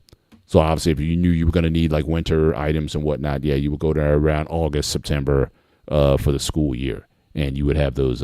You would certainly have those things going forward. So, but yeah, I mean, we're certainly I think we're starting to put the wings down and start to land this plane for this show. But again, like I said, the purpose, again, for those who joined us late, I mean, the purpose here was to at least entertain the conversation. Like, what if you had to either, if not live a life without money, which again, in the current society, seems, unworkable. Just given, again, certainly if you live in the United States, but you do have pockets of people who learn to live without. Like I said, the Amish, certain people who live, in mountains and just different places. People kind of live off the grid. People do choose that kind of lifestyle to alleviate themselves with the stresses and concerns of the world. And the only thing that they dedicate themselves is the work of providing their own food. So Mandrill, as I said earlier, I mean, people who really, get up every day, they have a task, they have to go out and milk the cows or, get the eggs from the chickens or plow the fields or whatever. But again, they're doing things on their terms. Is that a better life than, for example, having to report, for example, to a boss and dealing with that whole, that whole situation? Or if you're a business owner and trying to anticipate how markets are going to be or whatever, it's like, no, I'm just going to live my life every day. Could that be an attractive option again for some people? And it may not be, like I said, for everybody at the same time. It could be, again, later in life, your kids are basically out the house. You really, and you think that, I don't have the only person that I really need to take care of is myself and maybe my wife. And you guys just decide that, what, we just want to just unencumber ourselves. Could you do it? Would you do it? Or at least try it? Would you consider getting an RV and just trying for a year? And just see the country, and just live that lifestyle for you? Could you do that long term? I would be very interested. In fact, certainly one of the things I would love to be able to, I know you have content creators that live these kind of RV or van type of lifestyles or whatnot, but I wouldn't mind actually talking to somebody who came from, maybe had like a very busy, maybe you might have been a Wall Street person or something, or an IT person. Someone had a very productive lifestyle, life and lifestyle that way, and decided, what, I'm bowing out, and I want to do something else with my life. I want to be able to see the grass grow, or I want to see the sunrise and sunset, rather than worried about reports and deadlines and things of that nature. Just, again, an unencumbered, simplistic lifestyle. That is, kind of what the conversation was about. But again, if we had to go to something where it was going to be more catastrophic, what if there was a natural disaster or something that took out power? Could you live? Could you be productive in that kind of situation if you had to? So these are just, kind of what we want to chop up tonight. But certainly we can start to land the plane here. Just a few more comments in the in the chat. So Mandrell said, yeah, he was definitely at an Army surplus store a few months ago. Most of them are outside of the bases. Yeah, and Army surplus at the US 1 flea market. I don't remember it there. I know there was a separate one up in Edison near the sub place up in Edison. I remember, but I don't remember the one at the flea market.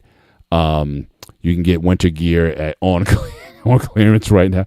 Yeah, I am unashamed about buying clearance items. I'll buy my winter stuff now, and I'll buy my summer stuff at the end of the season. So I have no issues with shopping that way, because I just think that, again, my money is certainly much better spent elsewhere than just trying to keep up with the Joneses and try to spend on that kind of that kind of lifestyle. And yeah, the Mennonites the Mennonites are kind of like, yeah, they're similar. I think they all kind of come from the same family. They may have some different beliefs here or there, whatever, but I think they're kind of all within the even Anabaptists. So Anabaptists, Mennonites, and Amish, I think they're all kind of swimming the same lanes. I think certainly the Anabaptists and the Mennonites, they may be a little bit more technically accepting of certain things, but there are certain things they still don't believe in. They don't believe in having jewelry, for example. Some do TV, because I've seen some Mennonite and Anabaptist channels on YouTube. So obviously they're using technology to certainly talk about their church or talk about their beliefs and talk about their lifestyle. So obviously they're using it, but I don't think I haven't seen too many Amish YouTube channels, but I could be wrong. I mean, from my understanding, when I met one years ago when I was going to college in down in Westchester, because that's where the area they usually live in. Right. Um, there are a lot of used cars, there are a lot of used cell phones, but that's pretty much it. Maybe a little plumbing, but not like they cannot have a PC like we are right now. They cannot have a TV or anything very high tech. It's Yeah. very low tech. When they have like their cell phones is a dummy phone, pretty much. Yeah. A flip phone, in other words. Yeah. Car is very basic, old school car. Uh, Windows cracking, no power, none of that stuff. Yeah. It's very, And I'm very. even noticing even in myself, like TV, like I only watch. And I was telling my wife this, I think yesterday. The only TV that I watch is sports. You know what I'm saying? Like if there's a game on, especially like in the NFL season, like I'll watch a game, but I can't remember the last TV series that I watched. I think Cobra Kai season 3 or 4. I think I'm out. I didn't finish the whole run. I think I think I binge watched the first 3 seasons. Maybe got into the 4th season, but that's it. And before that, it was Game of Thrones. It was like the The only in last terms of series like I watched weekly was The Last of Us. series that I would actually anticipate coming on. But I don't watch a Last lot of series I watched, TV. Yeah, the I last series mean, I watched was The Last of Us. And that was recently. So I still okay. watch series here and there. I just don't have time, to be honest with you. So, and I so many series I want to catch up on. You know, a lot of Star Wars stuff, a lot of Marvel stuff. I Yeah, just that's the thing. I don't like. I know there's stuff on the list that's on the watch list. That's, yeah, I got to go back and watch it. I just watched the Hulk Hogan Netflix that's thing, on so my I wanted to list. watch that because because we said we were going to have a show on your Hangout. That's on Saturdays at 9:30 Eastern Standard Time on the Smart HQ Network. That we were going to talk about that the series, but that's it. Like as an assignment, like I had to go back and watch because you did a show on John Wick. I had to binge watch the 3 John Wick movies because I didn't see them, and I had to go back. But again, in terms of just regular like TV, it's almost like I'm paying for. I got Netflix. My daughter's got Disney Plus. We got YouTube TV. We got all these different streams and whatnot. It's like how much of this I'm using. I find myself using less and less of it, but I do have YouTube Premium, and I find myself just on a daily basis watching a lot So, more YouTube than television. So if I had to strip down and say, you know what, I want to save money, get rid of YouTube TV, Disney, Netflix, just get rid of all that, and that's me. Now my wife, she wants her Hallmark channel and just certain series that she watches and whatnot. So I get that. But I'm saying, as for me if it was just up to me, I think for the most part I would have YouTube and maybe a subscription service that maybe offers some sports channels or something like that. But other than that, I mean, a lot of the, especially with NFL, you get how many games a week on regular TV, and then you got the playoffs. I know some games have moved to streaming platforms and whatnot, but that's still a lot of sports. So my thing is, why am I beat myself up trying to get all these streaming channels? And the whole idea was you wanted to save money from cable, right? Because cable was spending so much money on that, and people were just, get rid of their cable boxes and getting all these streaming services. But if you add it all up, you're probably spending it's more more expensive, actually. I just on watched a all these streaming documentary. services than you are the cable TV. So two things. I just watched a documentary on YouTube. Actually, it's funny you said that. It's saying the streaming service played a trick on us. What cable companies have been doing for years. Sign up with us for $8.99 or $85.95 for a whole year for 3 years. Then you build spikes. They say, "Oh, I'm leaving to go to a different company." They drop it back down. But now the difference with the streaming services, you cannot pick up the phone like, "Listen, I'm going to cancel if you drop my bill down." That's only trick now. Second thing is, on last night's hangout, Operation Hangout, me and Anton towards the end of the show, we were talking about Yellowstone, and I've been wanting to watch that for a while, but I Mm. went through all of my streaming services. Like, I have to get Peacock on top of that now to watch my show. I said, "Fuck that! No, I'm not doing that." Or I pay Yeah, for the whole series on Amazon Prime for $85. I'm not doing yeah, that either. yeah. Or you go back to cable. So is it cable might be just waiting this out. Okay, all these people left, left us, but y'all be calling back to us when the hurt gets hurt enough. You guys all come back to us, and then we'll sign you up for a deal. But again, even when with the cable, like I did that, like I said, I'm really looking about switching over to another thing. Can you offer me a discount or something? No, sorry, we can't do that. As soon as I drop them, then they send me stuff in the mail. Hey, sign up now. Hey, we want you back or whatever. We'll give you that. Well, why couldn't you give me that when I was on the phone with you?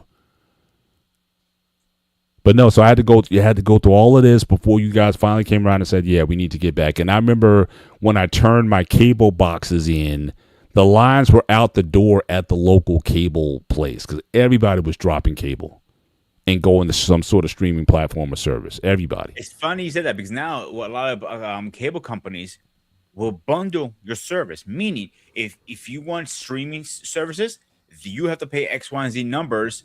You get live TV and streaming services. I'm like, wow, they got smart. But you don't need. But a $15 antenna gets you HD TV. I got one on my my main set in my den. I have an antenna that picks up like over 100 local HD channels. So like I don't even need, so it's weird when they talk about live TV. Again, we're in the New York tri-state area, so I'm near where a lot of these things are. I guess even some Philly channels where I'm at. So again, if I really wanted to cut certain expenses in half, if I really was like that hard up for money, it's like, yeah, we need to cut this, and this, I could do it, and I think I wouldn't be missing much. Give me my internet, because that's, again, I do a lot of work from home, so again, give me my internet, and I don't mind spending the additional to get the gigabit internet, because again, I don't want to be struggle streaming or whatever, so I'll pay the extra for that.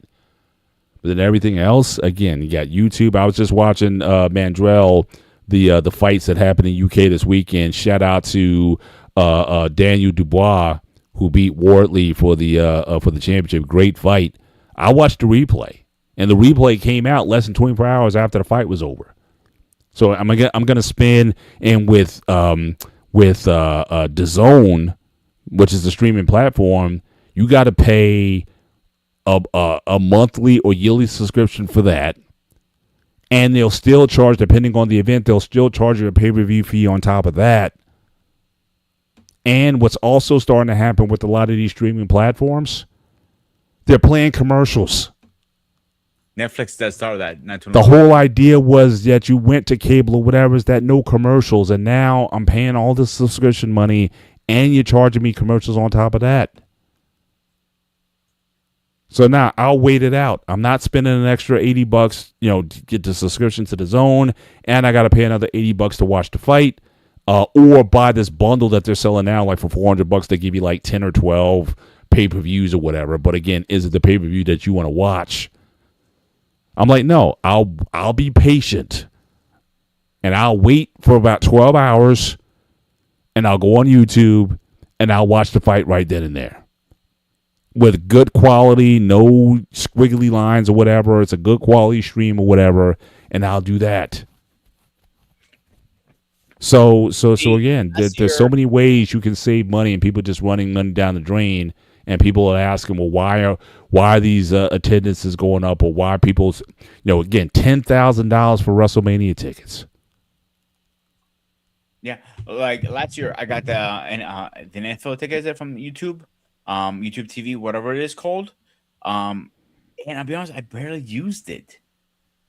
I'm just going to watch the replays or the highlights and just call it a day. Yeah. It's on it. Or sometimes some streaming services have a game. I'll watch that. Yeah. Well, I like what a lot of the NFL and NBA, what they're doing now was like they're giving you these sort of game summaries. So like you can go a typical news anchor, you may spend like 30 seconds giving highlights on a game, or ESPN, that's even a better one, like a minute of game highlights. But what they're doing now is they're giving you like 20 minutes, 25 minutes of game highlights. So you're basically getting all the key plays in the game, all the storylines, so you can understand the game in about 20, 25 minutes without spending 2.5 to 3 hours to watch the game. Mm-hmm. I mean, I like that. I mean, it's like, well, why do I gotta, dedicate a whole afternoon to this? I could just watch the highlights and be done with it. Or if I want to watch, like I said, the fight, I'll watch the whole fight. It's like 49 minutes, the whole thing from start to finish. I saw the whole fight. So again, these are just other things that again people need to start examining their choices. Just because you have money doesn't necessarily mean you need to spend it, or there's other I agree. places for it. And if you're patient enough that you have to have the latest and greatest, I got to see it live. No, just wait till Sunday morning, and you'll be able to see it. Like movies, I wait till I get them on streaming services. I don't go to theaters anymore. The I only exception, now see, that's something that is, I wouldn't call it a weakness, but the only exception I'll make for a movie, especially if it's like a big blockbuster type of movie, like when we went and saw Michael, the Michael Jackson story. Again, people in the theater. I love a packed theater.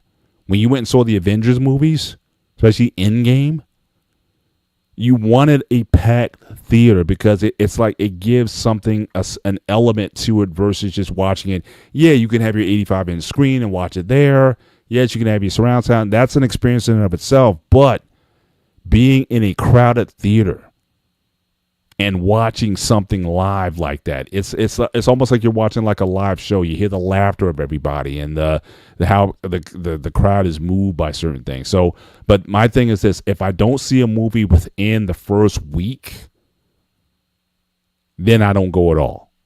the only excuse me, sorry about that. The only movie that I'm planning to go see is He-Man when it comes out because it's very hyped and I'm very excited because the last one obviously was horrible.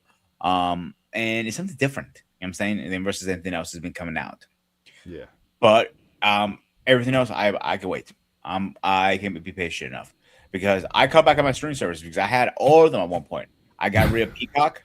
I got rid of Paramount Plus because they were a waste of money. I felt like I didn't really use those two. Those are the two I don't use. The three I use is Netflix, Hulu, and Disney Plus. And I bundle most of them. And like I didn't get an ESPN because I don't have enough time for sports to say yes. Exactly. Yeah. Sometimes it's too much. Like now all the WrestleMania PPLs are on ESPN stream. Yeah. I can't watch the highlights. I'm good. And then worst case, like I would, I'm an old Star Trek head. Like to me, the original series is still the best. Like Kirk, Spock, and McCoy, that's still the best for me. Mm-hmm. Buy the series on DVD. And if you want to watch it anytime, you can do that. I own quite. I think I got about half this series. I got about 30 or 40 episodes. But again, it's not because again the whole idea you want Paramount Plus because you want to watch Star Trek or whatever. But it might be cheaper just to buy the box set or whatever and call it a day. You own it forever. Versus trying to go to these channels or whatnot. So even now, especially now, you can get a lot of titles on Blu-ray or whatever cheap. $5-6 and go to some bargain bins and find all these DVDs. And I would I just looked it up pretty fast. It depends which version you want to get. If you want the complete series, you can get it between $46 or $142. It depends if you want the big box. But I'm just saying. But how much are you spending a month for Paramount Plus in order to get like even the Strange New Worlds? I think that's the last, or no, Starfield Academy, which didn't last very long. But if you want to. But if you want a Strange New Worlds, for example, if you want that series, wait for it to come out on DVD, buy the set, and be done with it. But spending money month after month on these services, like why do that if you don't have to? Exactly. Yeah. So, but we can definitely start to again final thoughts. Pete, if you want to start and give yours. I think through the whole show I've been saying it. You don't need money to be happy. It makes it more comfortable. You don't need material things. It makes your life comfortable. But you don't need this stuff. You can live roughneck the old school ways, save money, and be even happier. Happiness is more important than money.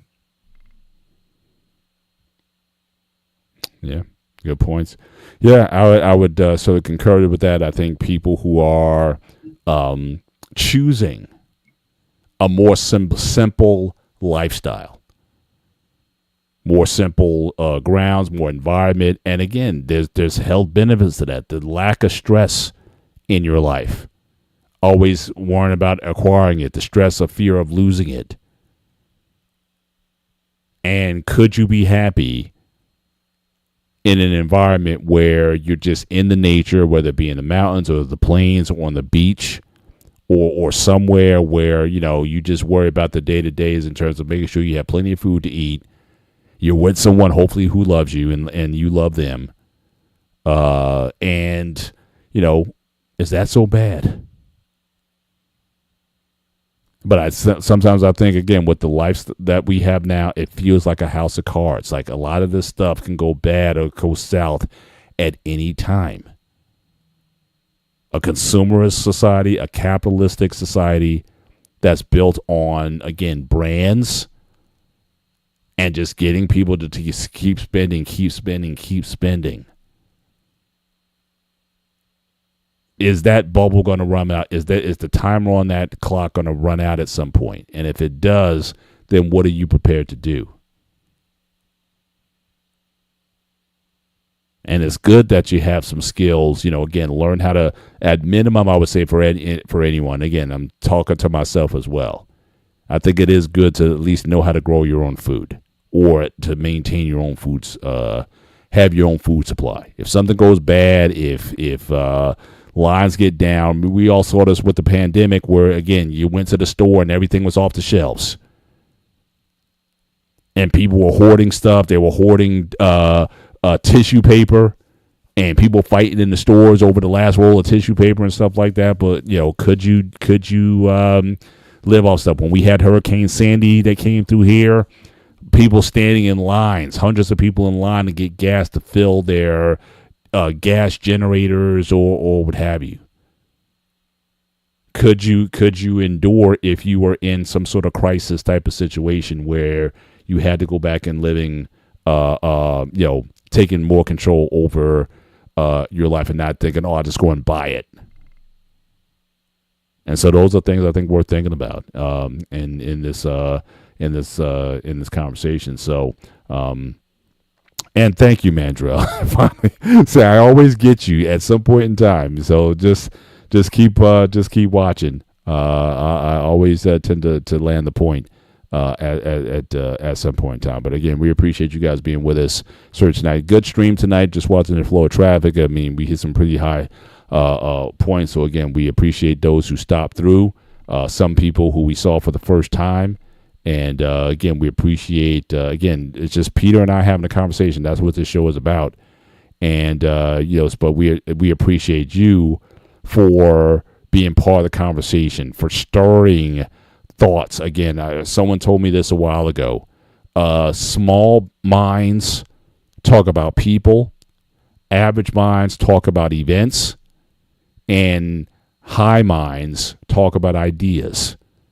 And we're not saying that the ideas that we talk about on the show are, the most well thought out or whatnot, but I would much rather have this conversation with Peter talking about things that are meaningful than whether or not Klay Thompson and Meg Thee Stallion broke up. That's just me.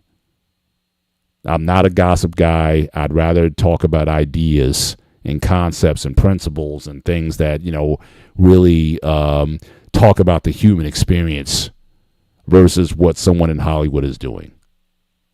And so that's one of the reasons why we have this show. It's one of the reasons why, again, we appreciate you guys being here. You guys could be watching anything else. Anton was saying there's a hockey game going on tonight, NHL playoffs. So many things you guys could be doing, but you guys choose to spend your Sunday evenings with us. We know you got work. I know I got to start prepping for work tomorrow. And there's so many other things you could be doing. But I can certainly speak for myself, and I'm sure for Peter. We appreciate you guys for hanging out for the whole show. Some of you guys with us on these topics. So just stay tuned. Next week's show, I believe we're going to explore the world of online dating. All right, stay tuned for that one. We're going to have a conversation there, and we just kind of come up with shows. Again, we don't have a theme. It's whatever the topic is that talks about the human experience. We bring these up in these shows, And so, so you never know what we'll be talking about next. But stay tuned next week. Online dating. If you have experiences in that space, you care to share in the comments or whatever, be part of that conversation. And with that, Peter, I'll give you the last word. Doing these shows, we really do enjoy doing the streams from the BMU side of the show, and the Spartan HQ Network. We would do enjoy it. Sometimes I gotta drag it into a couple of the shows, but that's the fun part of it. Mm-hmm. But you can meet some great people through this. We have met each other. I have met Black David, Eric. Anton I'll be meeting very soon. He doesn't have a choice really. But I have all these people I met through here.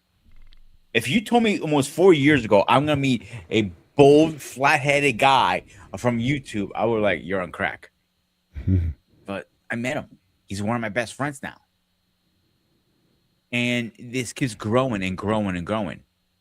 And it's like, to me, it's like crack. I'm like, come on, Paul, hit me. Yeah, I enjoy this medium. This is probably my favorite place to be. And I enjoy this space probably the most. You'll find me. I'll be on the One-on-One Sports Show here on the BMU Network on Wednesday. I'll be on Sparta HQ Network on Tuesday. We're going to be talking about, again, cancel culture. So again, if you want to be part of that conversation, talking about cancel culture this Tuesday on the Sparta HQ Network, we're going to go there and talk about that subject in full. I think generally I love cancel culture, but tune in on that show to find out why. I want to give you guys a little bit of feedback on who's new to our show, how this came about. We met through the barbershop, wasn't it, Paul? Am I mistaken? Yep. So we start talking about martial arts, and we start talking on Facebook. We exchanged numbers.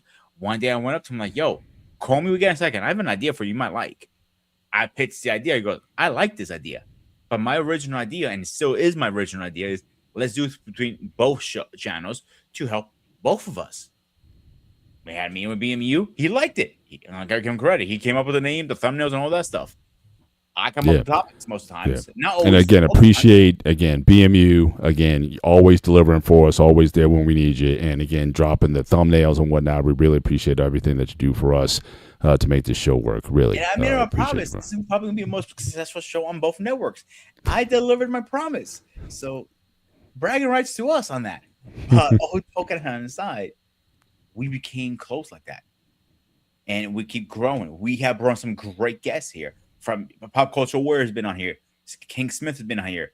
Angry F has been on here. Mandrell's been on here. Mandrell, his cousin Doug Bennett has been on here, and some other guys. So we have some, not really cousins. Yeah, Dwayne White. Yep, definitely. Yeah. Oh, it's Dwayne White, another one. Good example. And it keeps growing.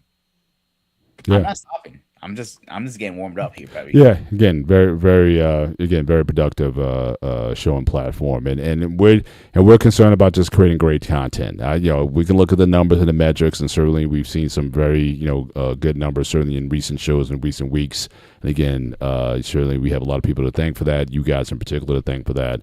But our goal is simply to just create good content and have good conversation, respectful conversation. I like Mantro's last comment because I got to rip him a new one now. I've heard you say that for the last 2 years. I'll be back. I'll be back soon. I'll be back soon. I'll be back soon. So when you're officially back and you're done, using the blue chews, let me know. Dang, why are you going there, man? Because I got to. He's a Mandrell. That's on him. That's. I don't give a shit. Like I tell most people, like if you're military, I'm roasting your ass, and you can roast me back. I'm cool with that because all my friends are military. You ever see how me and Anton talk after the shows? We fucking go after each other like crazy. I'm not even going there. There. Oh, anyway, but in any event. Yes, sir. All right. So again, thank you guys once again for being with us tonight. Make sure you hit the like button certainly as you leave the show, both here and on the Sparta HQ Network. Also, consider becoming subscribers to the network. It really helps us out in both platforms, and continue to grow with us on this show. So certainly for myself, Mr. Bennett, and he is Sparta, the Ghost of Sparta, aka Peter, aka Panayotis. This is the gray area. For all you guys, again, enjoy your week. Be safe. Take care. God bless. and we will see you next time. Good night.